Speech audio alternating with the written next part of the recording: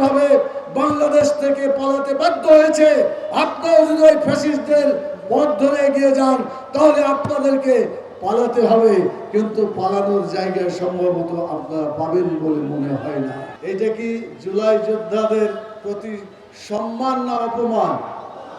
তাহলে জুলাই যে অভ্যুত্থান হয়েছে সেটা অভ্যুত্থানের বিপরীত কাজ তিনি করছেন। 2 নম্বর কথা হচ্ছে, আমরা কিন্তু এই ফ্যাসিস্ট সরকারের বিরুদ্ধে আন্দোলন করেছি, একসাথেও আন্দোলন করেছি, একসাথে আমরা জেলখানায় ছিলাম। এই রাজশাহীতে রাজশাহীর কেন্দ্রীয় কারাগারেও আমরা ছিলাম। তো যারা জেলে ছিলেন, যোদ্ধা হিসেবে পরিচিত না হলেও এই জুলাই যোদ্ধাকে ব্যবহার করে আজকে ময়দানে কথা বলছেন, আমি তাদের উদ্দেশ্যে বলতে চাই, তারা যদি জুলাই যোদ্ধাদের অপমান করতে না চান, জুলাই যোদ্ধাদেরকে সম্মান করতে চান, তাহলে 3টা কাজ অবশ্যই করতে হবে। নাম্বার 1, দেশের নির্বাচন, বিশেষ করে স্থানীয় নির্বাচন দিতে হবে, ঠিক কিনা বলেন? তারা নিজের দলের লোকদেরকে বিভিন্ন জায়গায় নিয়োগ দিচ্ছেন না? জেলা উপজেলা বিভিন্ন জায়গায় অনেক প্রতিষ্ঠানে নিয়োগ দিয়েছেন।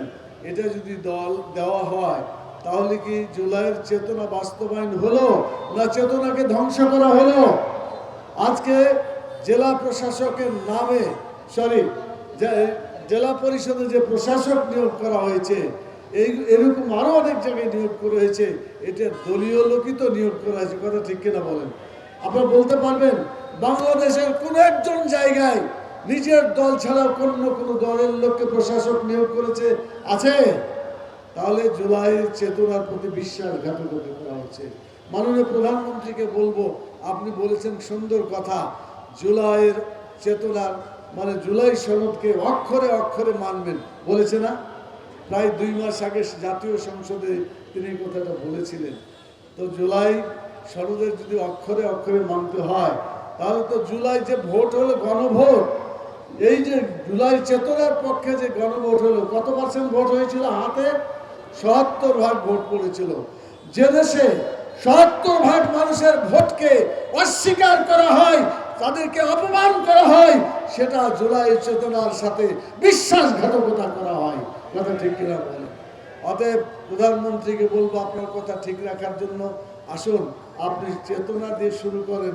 সেই চেতনা কিন্তু এইভাবে দলকানা লোকদেরকে ভাইস চ্যান্সেলর বানিয়ে, দলকানা লোকদেরকে প্রিন্সিপাল বানিয়ে, বিভিন্ন প্রতিষ্ঠানের প্রধান বানিয়ে এটা যদি করেন, তাহলে কি অক্ষরে অক্ষরে পালন করা হলো না অক্ষরে অক্ষরে বিরোধিতা করা হলো?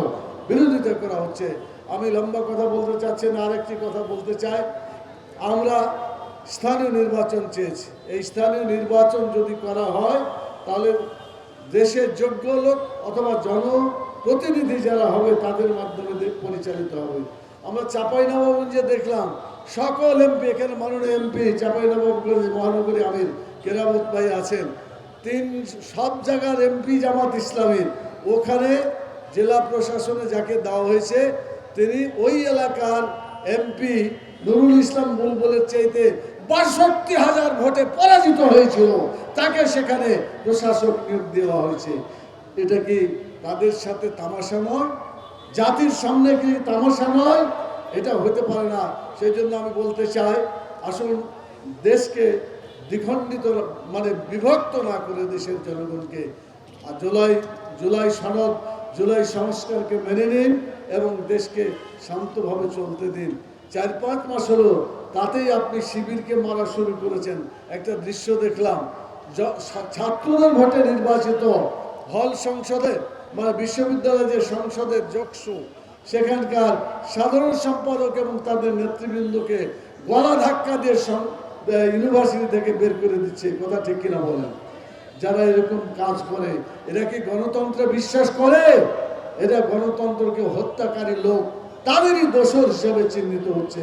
এই জন্য আমি শেষ কথা বলবো, যদি আপনারা ওই পথে চলেন যে পথে ফ্যাসিস্ট সরকার গেছে, তারা যেভাবে বাংলাদেশ থেকে পালাতে বাধ্য হয়েছে, আপনারাও যদি ওই ফ্যাসিস্টদের পথ ধরে এগিয়ে যান তাহলে আপনাদেরকে পালাতে হবে, কিন্তু পালানোর জায়গায় সম্ভবত আপনারা পাবেন বলে মনে হয় না। সেজন্য সবাই থাকতে আসুন, বিভাজন না করে দেশকে ঐক্যবদ্ধ করুন, একসাথে কাজ করুন, জুলাই সংস্কারকে বাস্তবায়ন করুন, দেশটাকে সুন্দরভাবে পরিচালনা করুন।